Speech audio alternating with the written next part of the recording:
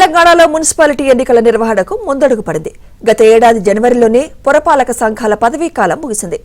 అప్పటి నుంచి ఈ ఎన్నికలు ఎప్పుడు చేపడతారనే విషయమై రాజకీయ వర్గాలతో పాటు ప్రజల్లోనూ ఆసక్తి నెలకొంది.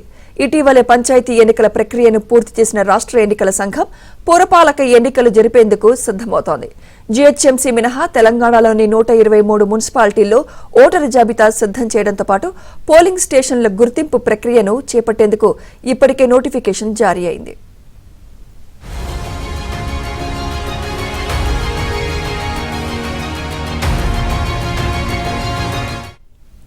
తెలంగాణలోని 117 మున్సిపాలిటీలు 6 మున్సిపల్ కార్పొరేషన్లలో వార్డులుగా వారీగా ఓటర్ల జాబితా తయారీకి షెడ్యూల్ను నిర్ణయించారు.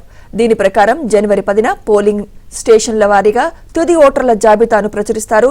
రేపు వార్డుల వారీగా పోలింగ్ కేంద్రాల వారీగా ఓటర్ జాబితాను విభజిస్తారు. జనవరి 1 నుంచి మున్సిపల్ వార్డుల వారీగా ముసాయిదా ఓటర్ల జాబితాను ప్రచురించడం, ఓటర్ల పేర్లు చిరునామాలపై అభ్యంతరాలు స్వీకరిస్తారు. జనవరి 5న మున్సిపల్ కమిషనర్ల ఆధ్వర్యంలో రాజకీయ పార్టీల ప్రతినిధులతో సమావేశం నిర్వహిస్తారు.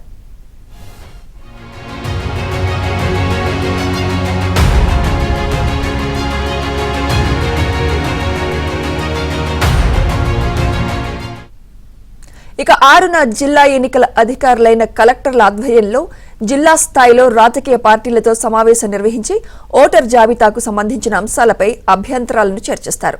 తర్వాత మార్పులు చేర్పులతో సిద్దం చేసిన తుది ఓటర్ జాబితాను జనవరి 10న పోలింగ్ కేంద్రాల వారీగా విడుదల చేస్తారు.